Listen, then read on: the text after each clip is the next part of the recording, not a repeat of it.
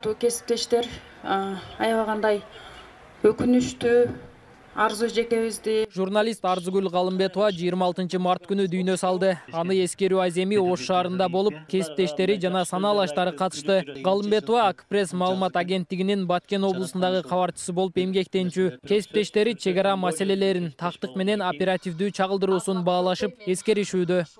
Эми бул Арзу жана жеке өзүнүн адамдык бир фазилеттерине токтолтурган болсок, адамгерчиликтүү, жан дүйнөсү ичинде сыр сактаган, жароокер, айрыкча ушул чек ара маселелеринде өтө кылдаттык менен иштеп, кайраттуулук менен иштеп, ошол кээ биркилер жазып жүргөндөй ошол Баткендин Жанна Дарк же болбосо ошол Баткендеги эркектерге тете бир журналисттер десек жаңылышпайбыз. Арзу эже адам катары да кесип жанагы кесипкөй катары да мыкты болчу да, бардык жагынан мыкты болчу. Акпресс интернет сайту үчүн маалымат алуу үчүн күнү түнү чек арада тынымсыз иштеп берди да, аябай эмгекчил болчу. Чек арада маалыматын туура жеткирүү үчүн аракет кылчу. Баткен облусунун жаманын жашырып, жакшысын ашырганга Баткен облусу үчүн күйгөн кызматкерибиз болчу да. 100 журналист болсо, ошонун 2-3-үндө бар касиет бар эле да. Бул кандай касиет? Кыз болсо дагы, аял киши болсо дагы мекенчилдик сезими күч. Андан мындайча айтканда анча-мынча жигит кишиде жок, коркпой турган сезим бар эле да. Анан Арзунун эң бул өзгөчөлүгү оперативность деп коет, журналистикада баягы ыкчам маалымат берүү. Ыкчам маалыматты дагы так берүү. Мындай достоверный информацияларды берүү жагынан Баткен облусунда алдына мындай киши салдырбайт эле да. Эскерүүнүн жүрүшүндө журналисттер Арзугүл Галымбетова жөнүндө ойлорун айтышып, аягында маркумга багыштап Куран түшүрүштү.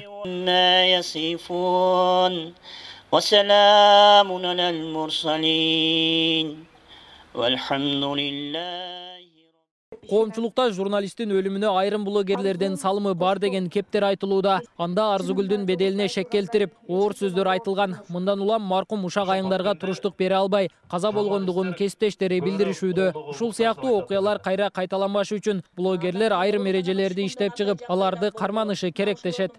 Бир беткей эле блогерлер деп баарын эле баягындай айтуудан алыспыз. Себеби жарандык журналистика азыр каалайбызбы, каалабайбызбы ошол мезгил талабына келди. Болгон азыр блогерлерге дагы ошол бейөкмөт уюмдар, мамлекет тарабынан семинарлар, так маалымат жеткирүү, бирөөнүн абийирине шек келтирүү сыяктуу семинарларды көбүрөөк өткөрүш керек да. Буларды мындайча айтканда чекти кое албайсың, болгон билим бериш керек, багыт бериш керек. Ошондой жактарын айтып коюш керек.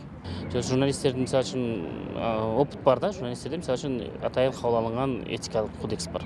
Бул мыйзам эмес, бул кодекс.